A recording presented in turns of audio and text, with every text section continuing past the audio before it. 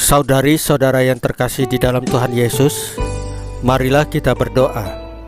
Dalam nama Bapa dan Putra dan Roh Kudus. Amin. Bapa kami yang ada di sorga, dimuliakanlah namamu. Datanglah kerajaanmu, dan jadilah kehendakmu di atas bumi seperti di dalam sorga. Berilah kami rejeki pada hari ini, dan ampunilah kesalahan kami, seperti kami pun mengampuni yang bersalah kepada kami.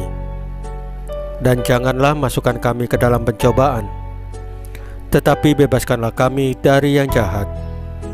Ya Roh Kudus, hadirlah saat ini untuk memimpin dan membimbing kami dalam membaca firman Tuhan Yesus dan merenungkannya, sehingga kami dapat mengerti maknanya dan dapat kami laksanakan dalam hidup kami sehari-hari di tengah masyarakat kami.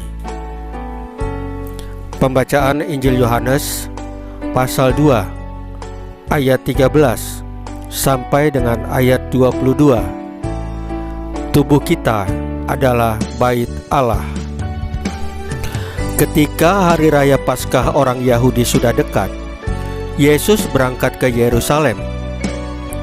Dalam bait suci didapatinya pedagang-pedagang lembu, kambing, domba, dan merpati, dan penukar-penukar uang duduk di situ. Ia membuat cambuk dari tali, lalu mengusir mereka semua dari bait suci dengan semua kambing, domba, dan lembu mereka. Uang penukar-penukar dihamburkannya ke tanah, dan meja-meja mereka dibalikannya. Kepada pedagang-pedagang merpati ia berkata, "Ambil semuanya ini dari sini.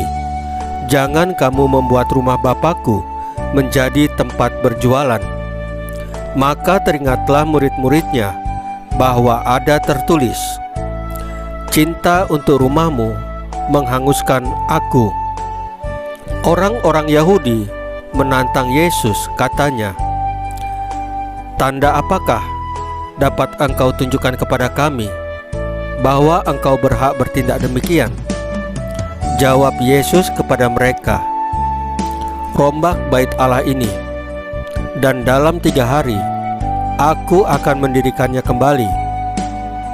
Lalu kata orang Yahudi kepadanya, 46 tahun orang mendirikan bait Allah ini, dan engkau dapat membangunnya dalam 3 hari? Tetapi yang dimaksudkannya dengan bait Allah ialah tubuhnya sendiri.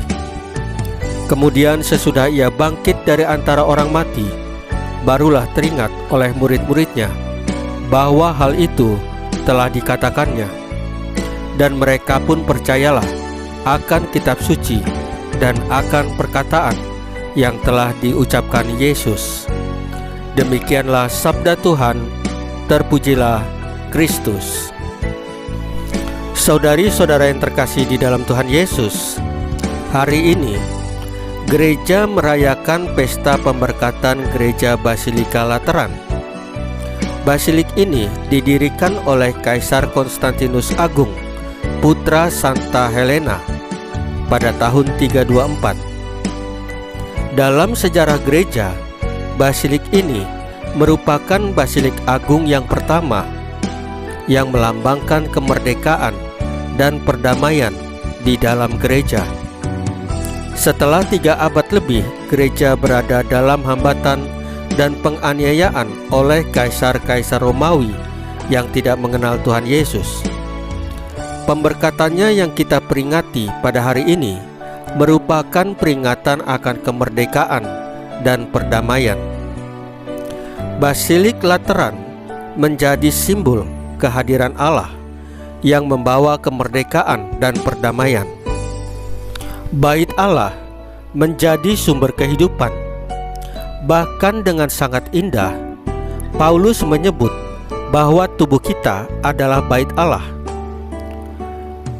Tidak tahukah kamu bahwa kamu adalah bait Allah, dan bahwa Roh Allah diam di dalam kamu?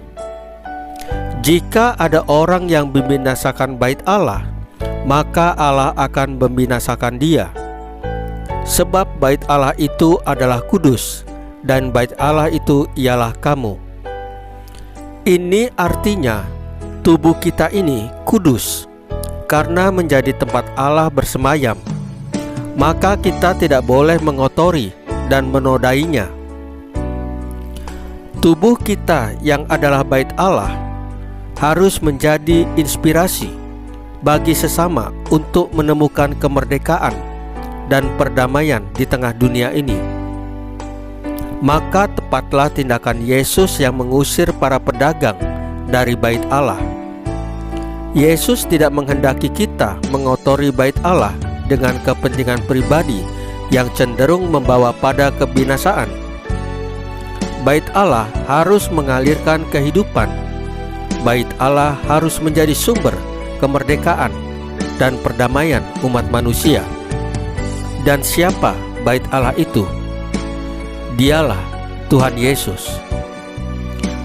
Tetapi yang dimaksudkannya dengan bait Allah adalah tubuhnya sendiri. Ini bisa kita lihat pada Yohanes pasal 2 ayat 21. Saudari-saudara yang terkasih di dalam Tuhan Yesus, marilah kita berdoa. Ya Bapa, semoga kami menjaga kesucian tubuh kami yang adalah bait-Mu. Salam Maria, penuh rahmat, Tuhan sertamu. Terpujilah engkau di antara wanita, dan terpujilah buah tubuhmu Yesus. Santa Maria Bunda Allah, doakanlah kami yang berdosa ini, sekarang dan waktu kami mati. Ya Tuhan Yesus, tambahkanlah iman kami hanya kepadamu saja, karena Engkau adalah Tuhan dan Juru Selamat kami satu-satunya, tidak ada yang lain. Dalam nama Bapa dan Putra dan Roh Kudus. Amin. Saudari-saudara yang terkasih di dalam Tuhan Yesus, bacaan firman dan renungan hari ini sudah selesai. Tuhan Yesus memberkati kita semua.